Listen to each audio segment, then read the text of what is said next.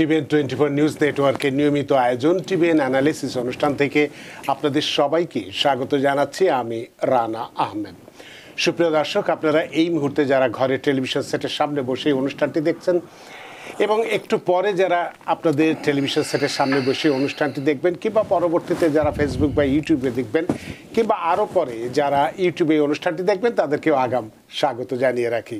সুপ্রিয় দর্শক, আজকে আমরা ইমিগ্রেশন নিয়ে কথা বলবো। ইমিগ্রেশনের খুব গুরুত্বপূর্ণ বেশ কিছু বিষয় আজকে আলোচনার জন্য রেখেছি। তবে মূল বিষয় একটি, সেটি হচ্ছে গ্রিন কার্ড বা রি এন্ট্রি পারমিট থাকা সত্ত্বেও কারা এয়ারপোর্টে গ্রেপ্তার হচ্ছেন, এরূপ অবস্থায় করণীয় কি, এটি আমাদের মূল আলোচ্য বিষয়। তবে যে বিষয়টি আরও গুরুত্ব বহন করছে এবং প্রায় প্রত্যেকের আমাদের অভিবাসী যারা আছে মুখে মুখে রয়েছে, সোশ্যাল মিডিয়াতেও ঘোরাফেরা করছে, সেটি হচ্ছে প্রেসিডেন্ট ট্রাম্পের একটি সোশ্যাল ট্রুথে তার দেওয়া একটি বক্তব্য।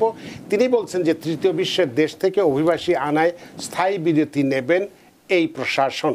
কেন বলেছেন সেই কথাটি? অর্থাৎ তিনি ওয়াশিংটন ডিসিতে অর্থাৎ হোয়াইট হাউসের সামনে ন্যাশনাল গার্ড দুজনকে গুলি করা হয়েছিল, একজন আফগান শরণার্থী।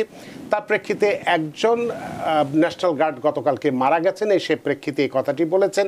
এবং তার আগেও আমরা দেখেছি যে 19টি দেশের নাগরিকদের গ্রিন কার্ড পুনঃ পরীক্ষা করার কথা বলেছিলেন ট্রাম্প প্রশাসন, সেটিও সোশ্যাল মিডিয়াতে ঘোরাফেরা করছে। এটিও আজকে আমাদের মূল আলোচনার বিষয় হবে।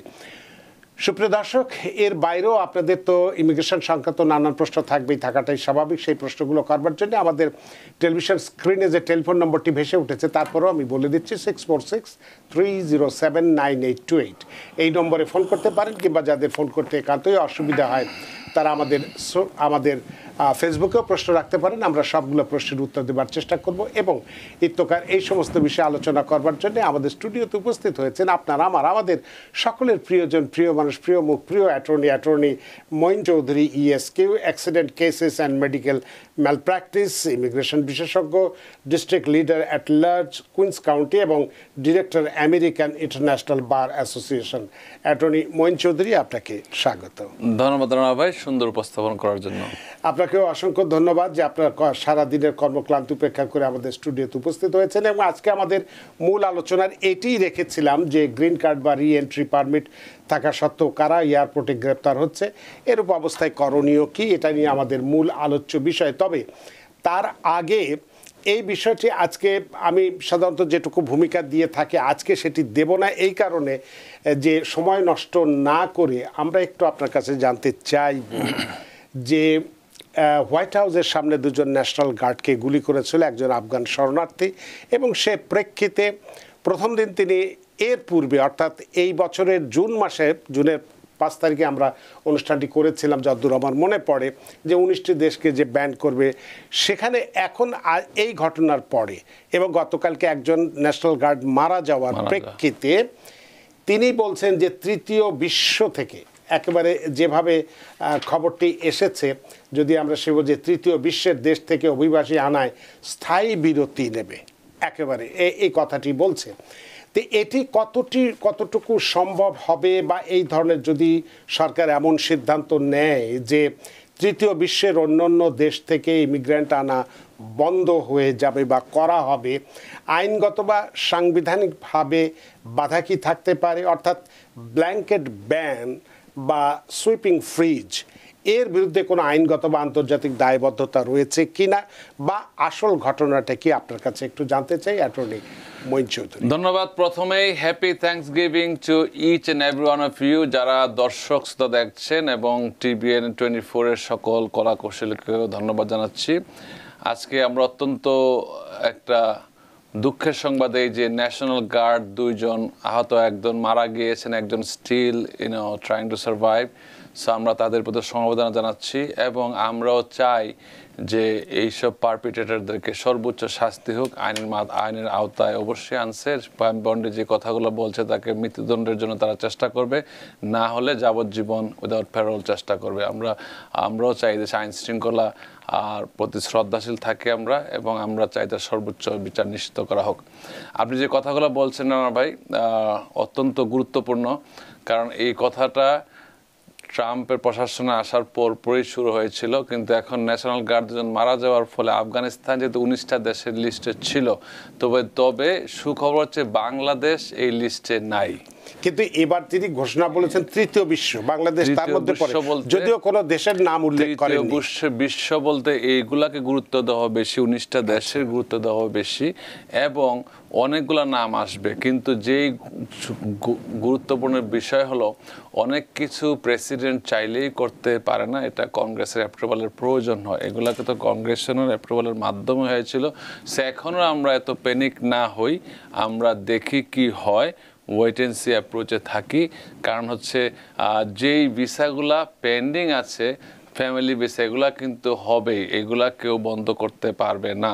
আপনারা প্যানিক, দেশের থেকে যারা TVN24 দেখেন তাদেরকে অনুরোধ করবো এইসব খবরে প্যানিক না হয়। যাদের জন্য অ্যাপ্লাই করা হয়েছিল বা হচ্ছে বা অ্যাপ্রুভাল আছে বা রিসিট আছে, তারা কিন্তু ওই সব আওতায় হয়তো পড়বেন না, কোনো সময় পড়বেন না, যা আপনার যেহেতু সরকার টাকা নিয়েছে এবং পেন্ডিং আছে বা অ্যাপ্রুভাল আছে।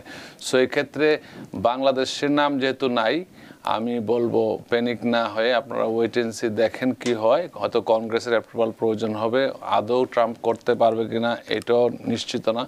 পার্মানেন্ট ব্যান করতে গেলে কংগ্রেসের একটা অনুমতির প্রয়োজন হতে পারে, এবং এক্ষেত্রে নিশ্চিত থাকেন মিড টার্মে হয়তো বা সবাই এক মত নাও হতে পারে, কংগ্রেস চেঞ্জ হতে পারে মিড টার্মে, ডেমোক্র্যাট চলে আসতে পারে কংগ্রেসে অথবা সিনেটে। একটাই যদি আসে হাউসে অথবা সিনেটে যে ডেমোক্র্যাট আছে, তখন কিন্তু আর এত ইজি হবে না, একতরফা কাজ করা যাবে না।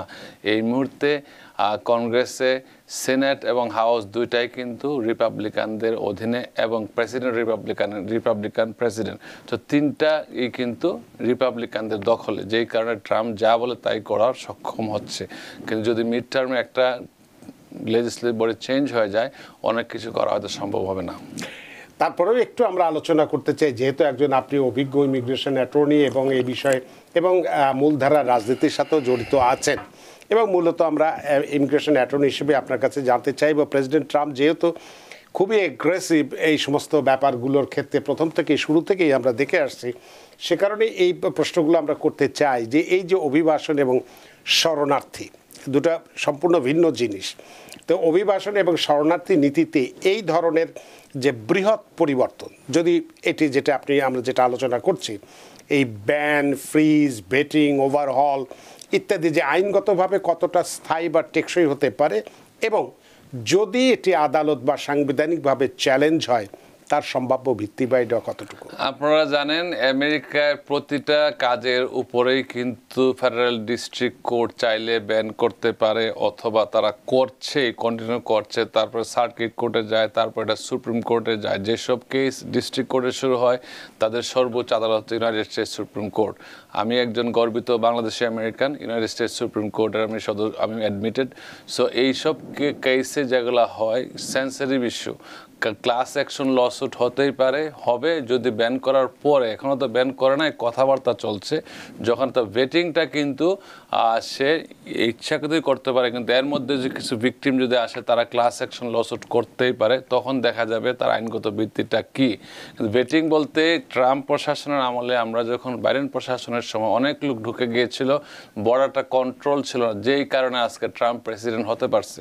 যদি বর্ডারটা কন্ট্রোল থাকতো, আর যদি বাইডেন যদি সঠিকভাবে দেশ পরিচালনা করতে পারতো, ট্রাম্পের মতো ভদ্রলোক আমেরিকায় সেকেন্ড টাইম প্রেসিডেন্টের কথা ছিল না। কিন্তু আমাদের ডেমোক্রেটদের দোষের কারণে, আমাদের যে মিসম্যানেজমেন্টের কারণে বর্ডার সিকিউর করতে পারে নাই, যে অনেক ক্রিমিনাল ঢুকে পড়েছে এই দেশে, এগুলো আছে, এগুলা মানুষের জনমনের প্রশ্ন আসছে এখন। নাহলে আফগানিস্তানের লোকটা যে দুইটা লোককে খুন করলো, আমাদের ন্যাশনাল গার্ড, এটা 4টিখানের কথা না, ইটস এ হিউজ থিং। এটা ন্যাশনাল নিউজে আসতে ওয়ার্ল্ড ওয়াইড চলে যাচ্ছে, একটা আপনার সার্ভিসম্যান মুভমেন্টকে খুন করেছে সে। সো এগুলা থেকে ওকে দেশপ্রেমিক যারা আমেরিকান, তাদের কাছে এটা খুব সিরিয়াস নিচ্ছে তারা, যে বাইরের দেশের লোক এসে আমেরিকার সোলজার খুন করে ফেলছে। সো এক্ষেত্রে এগুলা কিন্তু অনেক একটা দেশপ্রেমের মধ্যে চলে যাচ্ছে। সো এই ক্ষেত্রে আমরা অপেক্ষা করতে হবে, দেখা যাক কি হয়, তারপর আমরা বুঝবো। হ্যাঁ, মামলা হতেই পারে, যখন কার্যক্রম শুরু হবে বা যখন আইন যখন প্রয়োগ করবে, তখনই মামলা শুরু হতে পারে। তো অনেক ক্ষেত্রে অনেক কিছু করা সম্ভব না।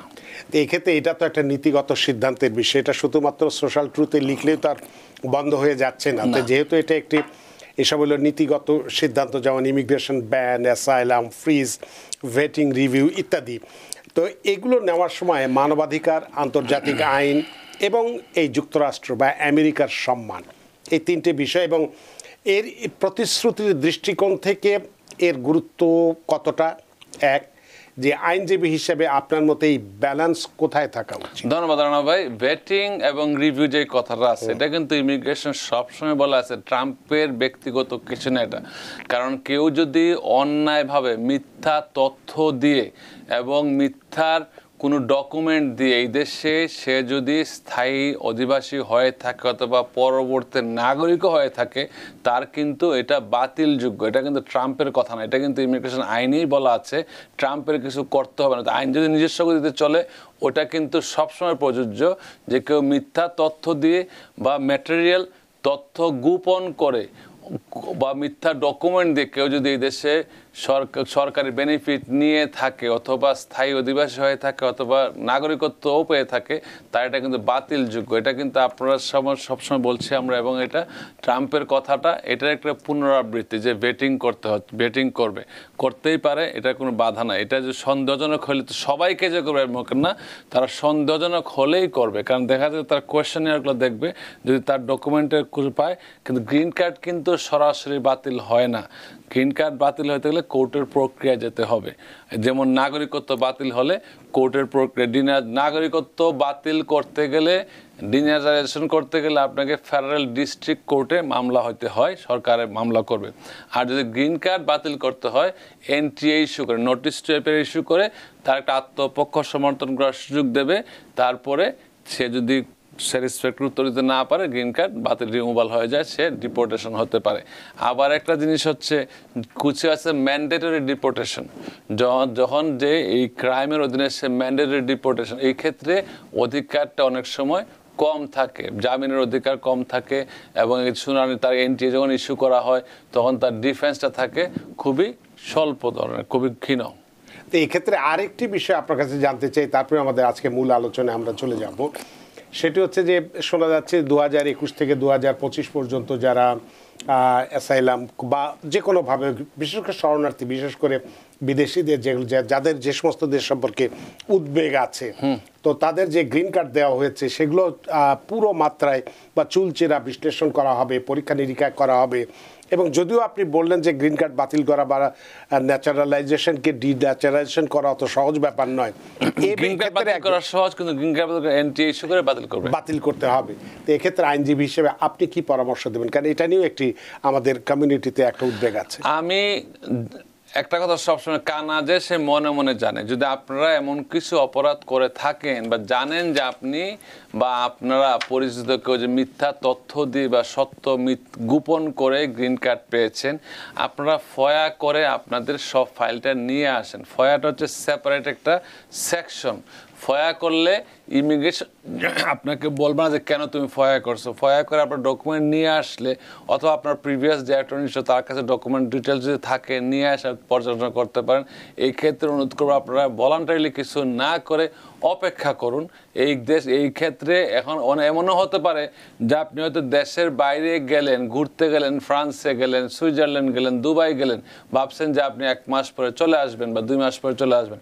এর ভিতরে হয়তো আপনার ফাইলের নোটিশ চলে আসলো, এনটিএ আসলো, আপনি যান নাই, then you are become like in অ্যাবসেন্সের ডিপোর্টেশন হয়ে গেল। সেই ক্ষেত্রে আপনি ঢোকার সময় আপনার অ্যারেস্ট করে বিদায় করে দিতে পারবে।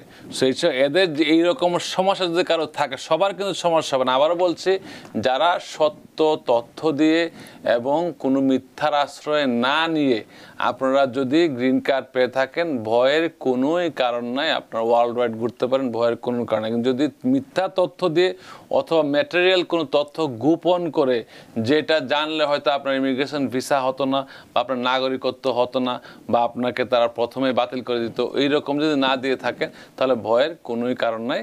আর না দিয়ে থাকলে আপনারা সরাসরি তখন একটু অপেক্ষা করুন। এইসব ক্ষেত্রে আপনারা ট্রাভেল থেকে বিরত থাকবেন। অনেক ধন্যবাদ অ্যাটর্নি মঈন চৌধুরী, কারণ আপনি ইমিগ্রেশন লয়ার এবং এক্ষেত্রে আপনি প্রতিনিয়ত এই সমস্ত বিষয় নিয়ে কাজ করছেন। আপনার কাছে সর্বশেষ আপডেট যেহেতু আছে, এগুলো এখনও প্রাথমিক পর্যায়ে, এটা কোনো সিদ্ধান্ত নেই, এটা জাস্ট প্রেসিডেন্ট সোশ্যাল ট্রুথে বলেছে, এটা নিয়ে তেমন কোনো চিন্তার কারণ নেই। প্রেসিডেন্ট খুব ইমোশনাল, আপনারা জানেন Donald Trump is very emotional. যখন দেখছে সে একজন ন্যাশনাল গার্ড মারা গেছে অলরেডি, সে অনেক কিছু বলছে এবং বলবে, কিছু কার্যকর করার চেষ্টাও করবে, কিন্তু তার আবার অ্যাডভাইজাররা আছে, তারা কি বলে দেখতে হবে। তা সব মিলিয়ে একটু অপেক্ষা করা। যেটা আপনি বললেন ওটাই গুরুত্বপূর্ণ, যে কারণ এই দেশটা তো ইমিগ্রেন্টদের উপরেই এই দেশটি চলে, সুতরাং এমন একটি সিদ্ধান্ত নিতে গেলে কংগ্রেসের অনুমোদন অবশ্যই প্রয়োজন পড়বে। এটি এক্সিকিউটিভ অর্ডার বা শুধুমাত্র সোশ্যাল মিডিয়ার একটি লেখার মধ্যে দিয়ে সবকিছু পরিবর্তন সম্ভবপর নয়, পার্মানেন্টলি, বিশেষ করে স্থায়ী কথাটি যেটা বলা হয়েছে। তো সুতরাং এটি নিয়ে আপাতত আমরা এটুকুই আলোচনার মধ্যেই সীমাবদ্ধ রাখি, কারণ এটা নিয়ে আর প্যানিক সৃষ্টি না করাই ভালো। আপাতত যে আপনার আলোচনার মধ্যে দিয়ে যেটুকু আমরা বুঝতে পারছি, এটা নিয়ে আপাতত চিন্তার কোনো কারণে আমরা একটু মূল আলোচনায় আসি। আমরা দেখেছি গ্রিন কার্ড বা রি এন্ট্রি পারমিট থাকা সত্ত্বেও কাউকে কাউকে এয়ারপোর্টে দেখা যাচ্ছে যে গ্রেপ্তার করছে, নানানভাবে হয়রানি করছে। তো এক্ষেত্রে কেন এরকম করছে, এক্ষেত্রে করণীয় কি? ধন্যবাদ, সুন্দর আলোচনা। আমি যে কথাগুলো বলি সবসময় বলি খুবই অথেন্টিক এবং ইনফরমেশন ছাড়া আমি কোনো কথা বলি না। আমি attorney at law, admitted to the United States Supreme Court bar এবং স্টেট অফ মিশিগান। সো আমি সঠিক তথ্য এবং ভেরিফাইড ইনফরমেশন ছাড়া কোনো তথ্য কোনো সময় পাবলিকলি বা কোথাও বলি না। সো এখন যে সমস্যাটা হচ্ছে, রিসেন্টলি একজন ভদ্রলোক সে গ্রেফতার হয়েছে জেএফকে এয়ারপোর্টে। কারণ হচ্ছে তার একটা ক্রিমিনাল কেস ছিল এবং ডোমেস্টিক ভায়োলেন্স কেস ছিল। ডোমেস্টিক ভায়োলেন্স মামলায় সে বুঝেই নাই, সে দোষ স্বীকার করেছে। এবং দোষ স্বীকার করার মানে হচ্ছে, আমি আপনাদের টিভিতে অনেক সময় বলেছি এবং পার্সোনালি বলি, অনেক কিছু বলি, যে ডোমেস্টিক ভায়োলেন্স ইমিগ্রেশনে এমনই একটা ক্রাইম, যদি আপনি সাধারণ কোনো ক্রাইমে ফেলনি চার্জ হয় আপনার এগেনস্টে, আপনি 365 দিন জেল খাটলে যেই রকম শাস্তি, ইমিগ্রেশনের ডোমেস্টিক ভায়োলেন্সে যদি কেউ দোষ স্বীকার করে মিসডিমিনারে, মানে ছোট ক্রাইমে দোষ স্বীকার করলো, তার সেম শাস্তি। এবং সেই ক্ষেত্রে হয় কি, ম্যান্ডেটরি ডিপোর্টেশন। ম্যান্ডেটরি ডিপোর্টেশন বলতে আপনাকে তারা চাইলে এই দেশ থেকে বের করে দিতে পারে এবং এটা ম্যান্ডেটরি পারে। অনেকে বলবেন যে মঈন ভাই আমি তো আসছি, কোনো সমস্যা হয় নাই। হ্যাঁ, আপনার কেস দেখতে হবে কাদেরকে অ্যারেস্ট করছে এখন। যদি কারো ধরেন রিসেন্টলি বা কিছুদিন আগে বা কয়েক বছর আগে গ্রিন কার্ড পাওয়ার পর সে হয়তো দোষ স্বীকার করলো ডোমেস্টিক ভায়োলেন্সে, আমেরিকায় থাকতো তারা দেখতেছে না। যখনই আপনার গ্রিন কার্ডটা স্ক্যান করে, আমেরিকার থেকে যখন বাইরে থেকে যখন আসবেন, গ্রিন কার্ড যখন স্ক্যান করে, তখন ওই রিপোর্টগুলো চলে যাচ্ছে। তখন তারা দেখতে পাচ্ছে তাকে সাথে সাথে ডিটেনশনে নিয়ে যাচ্ছে এবং তাকে হয়তো বলতে পারে তুমি 407 I-407 ফর্মটা সাইন করে গ্রিন কার্ড অ্যাবান্ডন করে চলে যাও। কিন্তু গ্রিন কার্ড যদি অ্যাবান্ডন করে কেউ চলে যায়, তখন সে আর আসতে পারবে না। এবং যদি গ্রিন কার্ড অ্যাবান্ডন সে না করে, তাকে অ্যারেস্ট করবে, অ্যারেস্ট করে তার সুযোগ দেওয়া হবে, সেজন্য বন্ড হিয়ারিং করতে পারে। কিন্তু অনেক সময় জাজের ক্ষমতার বাইরে চলে যায়। যদি ম্যান্ডেটরি ডিপোর্টেশন হয়ে থাকে, তখন দেখতে হয় যে আপনার ক্রাইমটা আসলে কী ক্রাইম ছিল। এবং ডোমেস্টিক ভায়োলেন্স হচ্ছে এমন একটা ক্রাইম হচ্ছে, যদি কারোর সম্পর্ক, পারিবারিক সম্পর্কিত এমন কারোর সাথে আপনার গন্ডগোল হয়, এটা মিসডিমিনার বলতে আমেরিকাতে ক্রাইমের ক্লাসিফিকেশন হচ্ছে ফেলনি এবং মিসডিমিনার। যেই সব মামলার শাস্তি 1 বছরের উপরে, এগুলাকে বলা হয় ফেলনি। আর যেই সব মামলার শাস্তি 1 বছরের নিচে জেল জরিমানা, এগুলো বলা হয় মিসডিমিনার। মিসডিমিনার যে কোনো কিছু হতে পারে, হ্যারাসমেন্টও মিসডিমিনার হতে পারে। যে কেউ আপনাকে সোশ্যাল মিডিয়ায় কন্টিনিউয়াসলি হ্যারাস করলো, দিস কুড বি অ্যাগ্রিভেটেড মিসডিমিনার। সো মিসডিমিনার ক্রাইমটা ছোটো হলো, যদি ডোমেস্টিক ভায়োলেন্সের ক্ষেত্রে হয়, এটা অনেক বিশাল আকার ধারণ করে। ইমিগ্রেশনের ক্ষেত্রে আমার যতগুলো কেস আসে, যখন হাজব্যান্ড ওয়াইফ বা আত্মীয় স্বজনের মধ্যে ঝগড়া হয়, একই পরিবারে যারা থাকে, তাদের যদি কোনো ধরনের ডোমেস্টিক ভায়োলেন্স কেস থাকে, আমার যে অ্যাসোসিয়েট আছে এখানে, ক্রিমিনাল ডিফেন্স অ্যাসোসিয়েট, তাদেরকে আমি বলে দেই যে এটা কোনোভাবে গিলটি প্লি করা যাবে না। সরকার পক্ষ করে কি, যদি কারো ব্যক্তিগত লয়ার না থাকে, তখন দেখা যায় সরকার কর্তৃক নিয়োগকৃত যে লয়ার থাকে বলে দুঃস্বীকার করো, কোনো সমস্যা নাই, তুমি তো বাসায় চলে যাচ্ছ। আর আমাদের যে ইমিগ্রেন্ট কমিউনিটি অত্যন্ত ইমোশনাল। একবার ঝগড়া হলে পরে তখন তারা একদিন রাতে যদি ডিটেনশনে থাকে বা হাজতে থাকে, তারা মনে করে কালকে বাসায় চলে যায়, দুঃস্বীকার করে বাসায় চলে যায়। কিন্তু তার ওয়াইফ বা হাজব্যান্ড জানলো না তার ফিউচারের কতটুকু ক্ষতি হচ্ছে। সে কিন্তু এইটা দেখা গেল তারা পরে সুখে শান্তিতে বসবাস করছে, কিন্তু তারা হয়তো দেশের বাইরে গেল একজনকে আটকে রাখলো, যেহেতু সে ডোমেস্টিক ভায়োলেন্সে গিলটি প্লি করছে। সেমভাবে রিএন্ট্রি পারমিট যারা নিয়ে যায়, তারা যদি এরকম সমস্যা ক্রাইমে যদি জড়িত থাকে অথবা গিলটি প্লি করে থাকে, you should be very very careful. আপনাদের ডিসপোজিশন সার্টিফিকেটটা দেখতে হবে আগে। এইসব যাদেরই হয়েছে তারা তো আপনারা জানেন, আমরা তো জানার দরকার নেই, তারাই জানেন আপনাদের ক্রিমিনাল কেস ছিল বা কবে ছিল, কখন ছিল। আপনার উচিত হবে সেম কোর্ট হাউস গেলে তারা একটা ডিসপোজিশন সার্টিফিকেট দেবে। এই $10 লাগে, কোনো জায়গায় কোনো স্টেটে হয়তো ফ্রি দেবে, কোনো স্টেট $10 চার্জ নেয়। তারা সার্টিফাইড ডিসপোজিশন সার্টিফিকেট লাগে। ওইটা যদি আমাদের মতো কোনো অ্যাটর্নিকে আপনারা দেখেন, আমরা বুঝবো যে আপনার ক্রাইমটা কী ছিল, কিসে গিলটি প্লি করছেন বা নট গিলটি প্লি করছেন, একটা ডিসমিস হয়েছে কিনা। অনেক সময় এসিডি হয়, acquittal in contemplation of dismissal. তারা বলে যে তুমি 6 মাস ভালো কাজ করো, ঝগড়া করো না, ইট উইল বি ডান। কিন্তু এটা এসিডিটা ইমিগ্রেশন অনেক সময় দেখা যায় যে খুব গুরুতর আকার ধারণ করে। তারা মনে করে তারা আবার নিজস্ব ইন্টারভিউ নেয়। এইগুলো আমরা অতীতে TVN 24 অনেকবার আলোচনা করেছে, কিন্তু একই আলোচনা বারবার করার অর্থ হচ্ছে আপনারা কিন্তু অনেকে বুঝেন না, জানেন না। হয়তো TVN 24 আজকে দেখছেন, হয়তো আগে আমরা দেখেন নাই। সেই জন্য রিপিটেড করার উত্তর হচ্ছে আমাদের প্রশ্নের উত্তরের মাধ্যমে এক ব্যক্তি যদি উপকৃত হয়, আমরা মনে করি যে তা আমরা কিছু একটা করতে পারছি। সো এই ক্ষেত্রে আপনারা ডিসপোজিশন সার্টিফিকেট আনার পরে কোনো একজন অ্যাটর্নি এট লকে দেখাবেন। আপনারা যদি মনে করেন যে ট্যাক্স ফাইল করে তাকে দেখালেন বা অ্যাটর্নি নামদারি কেউ আইন সহযোগিতা, তো সব লয়ার ক্রিমিনাল ডিফেন্স এবং ইমিগ্রেশন দুইটা একসাথে বুঝে না। আমি ক্রিমিনাল ডিফেন্স লয়ার ছিলাম মিশিগানে 2 ইয়ার্স, প্র্যাকটিস করেছি, এবং ইমিগ্রেশন তো করছি ফর 20 ইয়ার্স। সো যারা এই সম্বন্ধে জানে তাদেরকে দেখালে বুঝবে এটা আসলে কনসিকুয়েন্সটা কী হতে পারে। সো এই ডিসপোজিশন সার্টিফিকেট আনার পরে সবসময় সাথে রাখবেন। কিন্তু আমি রিকোয়েস্ট করবো যদি এরকম কেউ ডিসমিসাল না হয়ে থাকে এবং দুঃস্বীকার করে থাকেন, আপনারা অবশ্যই বর্তমান সময়ে একটু সতর্ক থাকবেন। কারণ ইমিগ্রেশন আমার বাসা থেকেও ধরতে পারে, অথবা বাসা থেকে হয়তো ধরবে না, কারণ হচ্ছে আপনারা তো তারা সবসময় তো র্যান্ডম রিভিউ করে না। স্পেশালি যখন ইন্সপেক্টেড হয়, কোথাও এয়ারপোর্টে যাচ্ছেন বা কানাডা বর্ডারে যাচ্ছে, তারা যে স্ক্যান করে পেয়ে যাবে। এই সবগুলা তথ্য এখন একসাথে হয়ে যাচ্ছে, একে সেন্ট্রালাইজ হয়ে যাওয়াতে ভয়টা বেশি। ফিঙ্গারপ্রিন্ট দিলে চলে আসে, গ্রিন কার্ড যারা তারা ফিঙ্গারপ্রিন্ট সবসময় নিচ্ছে এবং গ্রিন কার্ড স্ক্যান করে পেয়ে যায়। তো সতর্ক থাকবেন, সতর্কতার উপরে কিছুই নেই। আমরা আপনাকে কাউকে ভয় দেখাচ্ছি না, আমরা শুধু সতর্ক করছি আপনার জন্য সুস্থ থাকেন, ভালো থাকেন এবং অহেতুক কোনো বিপদের মধ্যে না পড়েন। অনেক ধন্যবাদ, বিষয়টি ব্যাখ্যা করেছেন এবং কি কি কারণে এই ধরনের অবস্থা হতে পারে, গ্রিন কার্ড বা রিএন্ট্রি পারমিট থাকা সত্ত্বেও এয়ারপোর্টে ঝামেলার সম্মুখীন হতে পারে। যদি এক্ষেত্রে আপনার কাছে যে প্রশ্নটি আমি করতে চাই, যে অফিসার যদি অফিসার গ্রিন কার্ড জব্দ করে বা I-546 যেটা নোটিশ টু অ্যাপিয়ার, তাই না, যদি দেয়, সেরকম পরিস্থিতিতে একজন ব্যক্তি কি করতে পারে, বা তখন কি সে একজন অ্যাটর্নির সঙ্গে সহযোগিতার জন্য সহযোগিতা চাইতে পারে কিনা? এই প্রশ্নটি আপনার কাছে থাকবে, তবে অনেকক্ষণ ধরে দর্শক অপেক্ষা করছে, তাদের ফোনটা নিয়ে নেই।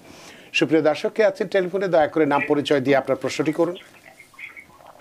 জি, আসসালামু আলাইকুম। ওয়াসসালাম। আমার নাম জহির। জি, আমার দুইটা প্রশ্ন। জি, আমি আমার ফ্যামিলি সহ 14তে আমরা ভিজিট বিষয়ে আসছি। জি, আমি অ্যাসাইলেম করার পরে 2022 সালের ডিসেম্বরে আমার অ্যাসাইলেম অ্যাপ্রুভ হয়। জি, আমি 2022 সালে যে অ্যাপ্রুভ হয়, এখন আমি কি ওইটার মধ্যে পড়ি যে 2021 সাল থেকে 25 সালের মধ্যে যে স্থগিত করছে এটার মধ্যে পড়ি কিনা? এটা হলো আমার 1 নাম্বার প্রশ্ন। জি। আর 2 নাম্বার প্রশ্ন হলো, আমি 2023 সালে গ্রিন কার্ডের জন্য অ্যাপ্লাই করছিলাম। জি।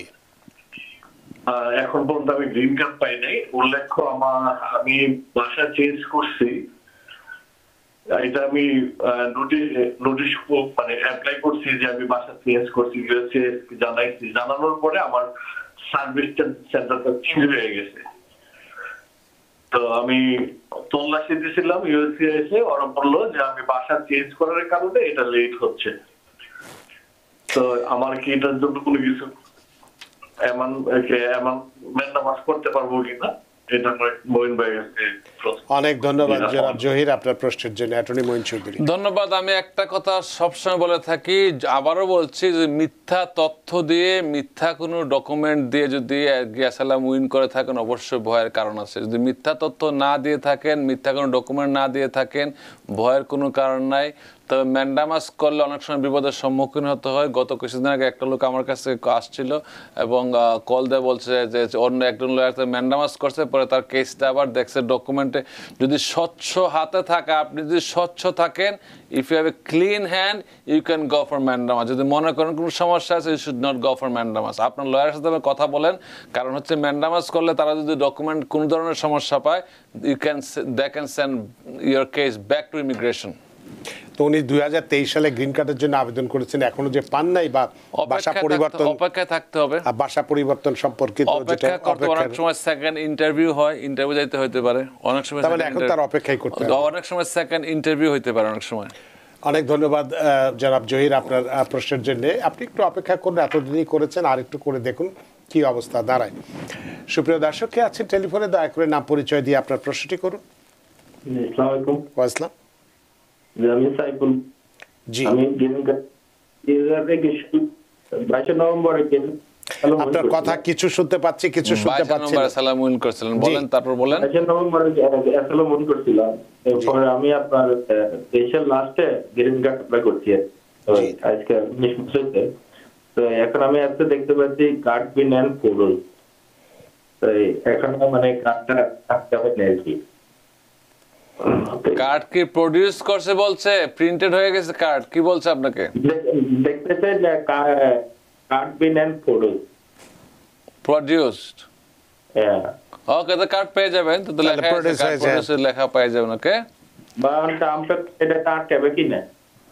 না, প্রডিউস হয়ে গেলে আটকাবে কেন? যদি ভুল তথ্য দিয়ে যায়, গ্রিন কার্ড বাতিল হতে পারে। আপনারা এটাই কথা বলছিলাম এখন, একটু আগেই ভুল তথ্য দিয়ে থাকলে আপনার গ্রিন কার্ড পাইলে আপনি নিরাপদ না। যদি গ্রিন কার্ড ভুল তথ্য গ্রিন কার্ড পাইছেন, নাগরিক হয়ে গেলে আপনি নিরাপদ না। আসলে আপনার আপাতত চিন্তা নাই, যেহেতু এটা প্রডিউস হয়ে গেছে, সুতরাং যে কোনো মুহূর্তেই পেয়ে যাবেন। ভুল করেছেন না শুদ্ধ করেছেন সেটা আপনি ভালো বলতে পারবেন, তবে আমরা তো জানি না। অনেক ধন্যবাদ সাইফুল আপনার প্রশ্নের জন্য। সুপ্রিয় দর্শক, কে আছে টেলিফোনে, দয়া করে নাম পরিচয় দিয়ে আপনার প্রশ্নটি করুন। হ্যালো, আসসালামু আলাইকুম। আসসালাম। হ্যাঁ, আমি করিম বলছি ক্যালিফোর্নিয়া থেকে। জি, এখন আমার প্রশ্ন হচ্ছে, 19 মাস হয়ে গেছে আমার গ্রিন কার্ডের জন্য অ্যাপ্লাই করছিলাম, এবং এখনো ওই জাস্ট তারা বায়োমেট্রিক নিছিল, ওই স্টেপ পর্যন্তই আছে। এরপরে আর কোনো আপডেট পাচ্ছি না এখন পর্যন্ত। এই প্রশ্নের উত্তর তো আমরা একটু আগেই দিলাম। আপনি যদি আগের প্রশ্নগুলো শুনে থাকেন তাহলে আপনার প্রশ্নের উত্তর এর মধ্যেই রয়ে গেছে। তারপর অ্যাটর্নি মঈন চৌধুরী। হ্যাঁ, ধন্যবাদ। আমি সবসময় বলি, আপনারা যদি মিথ্যা তথ্য দিয়ে অথবা কোনো ফ্রড ডকুমেন্ট দিয়ে অ্যাসাইলাম উইন করে থাকেন, ইউ আর এট রিস্ক। যদি না এরকম না হয়ে থাকে, you have no problem at all. কারণ দেখা যায় যে অনেকে বাংলাদেশিদের বা বিভিন্ন দেশের ক্ষেত্রে, বিদেশ, আমরা আমেরিকানরা করি কি, আমরা যে কোনো কেউ শপথ করে কিছু বললে এটা আমরা মনে করি দিস ইজ যে 100% ট্রুথ। কিন্তু থার্ড ওয়ার্ল্ড কান্ট্রি অনেকে শপথ করে মিথ্যাই বলে। এটাই হচ্ছে প্রবলেম। এখন তারা জানতে পারতেছে যে শপথ করে তোমরা মিথ্যা বলো, এই জন্য তারা ভেটিং প্রসেস শুরু করেছে, ভেটিং প্রসেস করবে। আসলে ঘটনাকে সত্য না, মিথ্যা। অনেক ধন্যবাদ প্রিয় দর্শক আপনার প্রশ্নের জন্য। আরো প্রশ্ন আছে। আইরিন আক্তার একটি প্রশ্ন, আইরিন একটি প্রশ্ন রেখেছেন, আপনার উত্তর নেব, তবে একটি বিরতি নিতে চাই, বিরতির পরে এসে। সুপ্রিয় দর্শক, নিচ্ছে একটি ছোট্ট বিরতি, সে পর্যন্ত আমাদের সাথেই থাকুন। সুপ্রিয় দর্শক, বিরতির পর ফিরে এলাম আপনাদের প্রিয় অনুষ্ঠান টিভি অ্যানালিসিসে। আজকের অতিথি attorney Moin Chowdhury, ESQ, accident cases and medical malpractice, immigration বিশেষজ্ঞ, district leader at large, Queens County এবং director American International Bar Association. এবং আপনাদের সাথে রয়েছে আমি রানা আহমেদ। অ্যাটর্নি মঈন চৌধুরী, একটু প্রশ্নের উত্তর দেওয়ার আগে আপনার কাছে একটু জানতে চাই, যদি কারো ভিসা এক্সপায়ার হয়ে যায় তার ক্ষেত্রে কি পরিস্থিতি হচ্ছে এখন? রানা ভাই, খুবই গুরুত্বপূর্ণ প্রশ্ন। বর্তমানে আপনারা দেখেছেন ন্যাশনাল মিডিয়াতে আসছে, ক্যালিফোর্নিয়াতে অনেকেই দেখা যায় যে অ্যাডজাস্টমেন্ট অফ স্ট্যাটাস ফাইল করেছে অথবা ইন্টারভিউর জন্য গিয়েছে কোনো বেনিফিট নেওয়ার জন্য, ইমিগ্রেশন বেনিফিট নেওয়ার জন্য কোনো অ্যাপ্লিকেশনে, তাদের হয়তো ভিসার অথরাইজ স্ট্যাটাস এক্সপায়ার্ড ছিল। অনেকের ভিসা ধরেন 26 সাল পর্যন্ত ভ্যালিড, কিন্তু সে যখন আসছে 6 মাস থাকে, একটা এন্ট্রি থাকে 6 মান্থ ভ্যালিড থাকে। সে যদি এর ভিতরে এটাকে এক্সটেন্ড না করে অথবা চেঞ্জ অফ স্ট্যাটাস না করে বা এক্সটেনশন না করে, সে কিন্তু 6 মাস পরে সে আনডকুমেন্টেড হয়ে গেল। সো এক্সপায়ার্ড স্টে থাকলে, আনডকুমেন্টেড থাকলে সে যদি কোনো বেনিফিটের জন্য যায়, তাকে কিন্তু অ্যারেস্ট করছে ক্যালিফোর্নিয়াতে। নিউ ইয়র্কে এখন আমরা খবর পাই নাই, কিন্তু যদূর ভবিষ্যতে হতে পারে, আপনারা সতর্ক থাকবেন। কারণ হচ্ছে এক্সপায়ার্ড ভিসা নিয়ে অথবা আনডকুমেন্টেড হওয়ার পরে যদি বেনিফিট জন্য ফাইল করে, যেমন অ্যাসাইলাম কাদেরকে এখন গ্রেফতার, আপনারা সচরাচর শুনবেন অনেকে অ্যাটর্নিকে দোষ দিচ্ছে যে তার অ্যাটর্নির ক্লায়েন্ট জেলে চলে গেছে। সো এই ক্ষেত্রে বলাই যায়, কিন্তু দেখা গেল যে যদি সে আনঅথরাইজ স্টে থাকে অথবা 1 বছরের পরে অথবা 6 মাস পরে ভিসা এক্সপায়ার হওয়ার পরে সে হয়তো বেনিফিটের জন্য অ্যাপ্লাই করলো, তাকে তখন ধরে নিয়ে যেতে পারে। যারা ধরুন বর্ডার ক্রস করে আসছে উইদাউট ইন্সপেকশন, তাদেরকে কোর্টে গেলে অ্যারেস্ট করতেছে অনেকে আন্ডার 235 সেকশন, আইএনএস সেকশন অনুযায়ী তাদেরকে গ্রেফতার করছে। এবং অনেক সময় জাজের ক্ষমতা নাই বন্ড হিয়ারিং করার জন্য। এইসব ক্ষেত্রে ট্রাম্প প্রশাসন খুবই স্ট্রংলি এনফোর্স করাতে খুব ভয়ের কারণ এখন। কিন্তু আমরা সবসময় বলি কোনো স্কেজুয়াল ইন্টারভিউ মিস করবেন না, এবং আপনি আপনার অ্যাটর্নির সাথে নিয়ে যাবেন, চেষ্টা করবেন, অথবা আত্মীয়স্বজন কাউকে জানিয়ে যাবেন, কোনো সমস্যা হলে তারা যেন জানতে পারে আপনার কী হচ্ছে। সো এই ক্ষেত্রে ভেরি ভেরি কেয়ারফুল এবং সবাই সতর্ক থাকবেন। অনেক ধন্যবাদ। এই বিষয়টি খুবই গুরুত্বপূর্ণ ছিল। আমরা একটু প্রশ্নে যাই। সুপ্রিয় দর্শক, কে আছেন টেলিফোনে? দয়া করে নাম পরিচয় দিয়ে আপনার প্রশ্নটি করুন। হ্যালো, আসসালামু আলাইকুম। ওয়াসলাম। আমার নাম শাহরিয়ার ইমরান। জি। আমি নিউ ইয়র্ক থেকে বলছি। জি। আমি 2021 সালের ডিসেম্বরে যুক্তরাষ্ট্রে আছি। জি। কিভাবে আসছেন? 2000 বর্ডার ক্রস করে। জি। তো 2023 সালের 27 নভেম্বর আমি অ্যাসাইলাম গ্রান্টেড হয় আমার। জি। তো এর কিছুদিন পর 2024 সালের মার্চ মাসে আমি গ্রিন কার্ডের জন্য অ্যাপ্লাই করি, কিন্তু প্রায় 20 মাস হয়ে গেছে আমার গ্রিন কার্ডটা আসতেছে না। আমি কি করব? এই প্রশ্নের উত্তর আমরা এর আগেও দিয়েছি, সুতরাং আপনি অনুষ্ঠানটি আবার যদি দেখেন একই অবস্থা। সুতরাং আপনার এই প্রশ্নের উত্তর দিয়ে সময় নষ্ট করতে চাই না। অনেকেই আমাদের লাইনে আছেন। সুপ্রিয় দর্শক, কে আছেন টেলিফোনে? দয়া করে নাম পরিচয় দিয়ে আপনার প্রশ্নটি করুন। আমি মিজবাউদ্দিন, ক্যালিফোর্নিয়া থেকে। জি। জি, আমি জুলাইয়ে একটা নিউজ ছিল এনবিসি নিউজে, যারা হোটেল, রেস্টুরেন্ট, বিল্ডিং কনস্ট্রাকশনে আনডকুমেন্টেড আছে তাদেরকে আমাদের প্রেসিডেন্ট ট্রাম্প অ্যামনেস্টি দেবে। এই বিষয়ে কোনো আপডেট আছে কি, অথবা অ্যামনেস্টির কি কোনো সম্ভাবনা আছে? এটাই আমার প্রশ্ন। Thank you. অনেক ধন্যবাদ। ধন্যবাদ। এরকম কোনো কিছু আমরা অ্যামনেস্টির কথা আমরা এখনো শুনি নাই, কোনো কিছু আপডেট নাই। আপনি কোথা থেকে শুনছেন আমরা জানি না। যেগুলো শুনছেন অনেক সময় কথার শোনার প্রেক্ষিতে মানুষ মনে করে আইন হয়ে গেছে। অনেকে হয়তো, আমি অতীতে দেখেছি, আমার অভিজ্ঞতাতে বলবো, কোনো একটা কংগ্রেসম্যান, কোনো একটা সিনেটর হয়তো বলছে আমি একটা বিল উত্থাপন করবো, উত্থাপন করেছিল হয়তোবা। আমরা অন্য একটা ফলাও করি দেশে বিদেশে, মনে হয় যে কালকে গ্রিন কার্ড তারা দিয়ে দেবে। আনলেস প্রেসিডেন্ট সাইন করার আগ পর্যন্ত কোনো কিছুই ভ্যালিড না। অনেক ধন্যবাদ প্রিয় দর্শক আপনার প্রশ্নের জন্য। সুপ্রিয় দর্শক, কে আছেন টেলিফোনে? দয়া করে নাম পরিচয় দিয়ে আপনার প্রশ্নটি করুন। হ্যালো। হ্যালো, আসসালামু আলাইকুম। ওয়ালাইকুম আসসালাম। আমি তারেক নিউ ইয়র্ক থেকে বলছি। আমার প্রশ্নটা হচ্ছে যে আমি একজন গ্রিন কার্ড হোল্ডার, তো আমি বাসা চেঞ্জ করেছি, কিন্তু এটা কি আমার ইউএসসিএস কে জানাতে হবে যে আমি বাসা চেঞ্জ করেছি বা এই ধরনের কিছু? তো আমি তো কখনো জানাইনি, এটা কি প্রবলেম হবে নাকি? অনেক ধন্যবাদ আপনার প্রশ্নের জন্য। ধন্যবাদ। আমরা সবসময় বলে থাকি আমেরিকাতে সিটিজেন ছাড়া অন্য যে কোনো ভিসায় আপনারা থাকেন না কেন, you must inform your change of address within 10 business days। এবং ডোমিসাইল শব্দটা বুঝতে হবে। যদি আপনি মনে করেন আপনি অন্য স্টেটে ঘুরতে গেছেন, আপনি শিওর না যে থাকবেন কি থাকবেন না, ও আর পূর্ববর্তী অ্যাড্রেসে আপনি চিঠি টিটি পাচ্ছেন, তাহলে ভয়ের কোনো কারণ নেই। কিন্তু আপনি যদি পার্মানেন্টলি থাকার চেঞ্জ করেন address, you must inform USCIS within 10 business days। এটাকে বলে AR11 ফর্ম ফিল আপ করবেন, যদি আপনার অনলাইন অ্যাকাউন্ট থাকে অ্যাকাউন্টে গিয়ে করবেন, এবং AR11 একটা ফর্ম আছে, এই ফর্মটা আপনি ফিল আপ করবেন, পূর্ববর্তী অ্যাড্রেস, পরবর্তী অ্যাড্রেস, বর্তমান অ্যাড্রেস দিবেন এবং একটা কপি রাখবেন। চেষ্টা করবেন certified with return receipt requested. তো কোনো সময় যদি প্রশ্ন আসে, আপনার জানা থাকলে আপনি সার্টিফাইড করে পাঠিয়েছেন, আর রিটার্ন রিসিটটা কেউ রিসিভ করে সেটা আপনার কাছে থাকবে। That is very very important. এটা কিন্তু এক ধরনের ক্রাইম, অনেকেই মনে করে এটা কিছুই না। This is also a misdemeanour crime. সরকার চাইলে আপনাকে এটার জন্য গ্রেফতার করতে পারে, যদিও অতীতে এরকম কোনো গ্রেফতারের নজির নাই, কিন্তু আপনাকে গ্রিন কার্ডধারীকে অবশ্যই জানাতে হবে। অনেক ধন্যবাদ প্রিয় দর্শক আপনার প্রশ্নের জন্য। সোশ্যাল মিডিয়া থেকে একটু প্রশ্ন নেই, ফেসবুক থেকে মাহমুদুর রহমান মাহমুদ, তিনি লিখছেন এখন ওয়ার্ক পারমিট ডিনাই করলে কি আবার আবেদন করতে পারবো? হ্যাঁ, ওয়ার্ক পয়েন্ট যদি ডিনাই করে অবশ্যই আবেদন করতে পারবেন। তো আপনার অ্যাপ্লিকেশন কিউর করতে হবে। যদি একই ভুল বারবার করেন আপনার জন্যই তো সমস্যা, কারণ একবার পেমেন্ট যদি তারা $550 নেয়, টাকা তার ফেরত আসবে না। সো আপনি দেখবেন কোথায় সমস্যা আছে, সমস্যাটা সংশোধন করার পরে আপিল করবেন বা ফাইল করবেন। অনেক ধন্যবাদ মাহমুদ। শোয়েব আয়মান তিনি বলছেন আমার ছোট ভাই, সে গ্রিন কার্ড হোল্ডার, সে এখন বাংলাদেশে না গিয়ে মালয়েশিয়া যেতে চায়, তার কি কোনো সমস্যা হবে?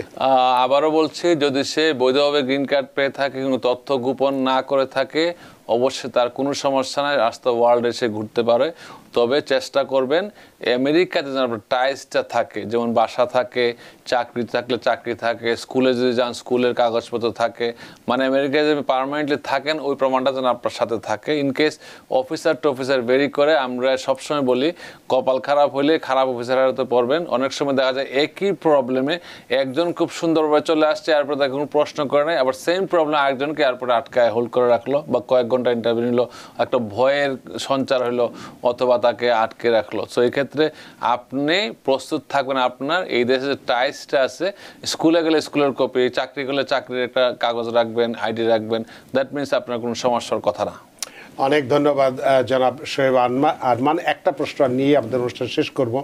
হাসান আহমেদ বলছেন 2024 সালে আমার কেস অ্যাপ্রুভ হয়, আমি গ্রিন কার্ডের জন্য অ্যাপ্লাই করেছি, এখনও কার্ড আসে নাই, প্রসেসিংয়ে আছে। তবে আমি জানুয়ারিতে ট্রাভেল ডকুমেন্ট নিয়ে নেপাল ঘুরতে গেলে কি কোনো সমস্যা হবে কিনা? অ্যাসাইলামের গ্রিন কার্ড, অ্যাসাইলামের গ্রিন কার্ডের জন্য অ্যাপ্লাই করেছে, কিন্তু ট্রাভেল ডকুমেন্ট নিয়ে সে নেপাল যেতে চায়। হ্যাঁ, যদি আপনি নেপাল যেতে চান, আবারও বলছি, আমি একটা কথা সবসময় বলি, যদি আপনার মনে কোনো সন্দেহ না থাকে অবশ্যই আপনি ঘুরে আসতে পারেন। ট্রাভেল ডকুমেন্ট সরকার ইস্যু করলে স্পেসিফিক থাকবেন, যে দেশে স্পেসিফিক ওই দেশে যাবেন। ধন্যবাদ। অনেক ধন্যবাদ হাসান আহমেদ, আশা করি আপনার প্রশ্নের উত্তর পেয়েছেন। সুপ্রিয় দর্শক, আমাদের হাতে সময় নেই, সময়ের দড়িতে বাধা, সময় সীমানো টপকানো কঠিন, তাই অনুষ্ঠানও শেষ করতে হচ্ছে। অ্যাটর্নি মঈন চৌধুরী, আপনিও অনেক ব্যস্ত মানুষ, সব রকম ব্যস্ততা উপেক্ষা করে কমিউনিটির স্বার্থে মানুষের উপকারের কথা চিন্তা করে এই রাত্রিবেলা আমাদের স্টুডিওতে উপস্থিত হয়েছেন এবং আজকের খুব গুরুত্বপূর্ণ বিষয় নিয়ে কথা বলেছেন এবং একটি সুখবর আপনি দিয়েছেন। আপনি একটি চমৎকার বইও লিখেছেন, দি road to America, immigration hardship. এটা নিয়ে খুব সুন্দর সুন্দর লেখা আমি একটু দেখছিলাম, পড়ছিলেন। এটা অনেকেরই আমাদের কাজে লাগবে, যারা অন্তত আমরা ইমিগ্রেশন নিয়ে বা কাজ করতে চাই বা জানতে চাই, বুঝতে চাই। এটা আর সম্ভবত এটা অ্যামাজনে পাওয়া যাচ্ছে, পাওয়া যাচ্ছে। আপনাকে এর জন্য আবারও ধন্যবাদ, মুবারকবাদ। এবং আজকের অনুষ্ঠানে চমৎকার আলোচনা করার জন্য আপনার প্রতি আমরা ঋদ্ধ, আমরা প্রাণিত।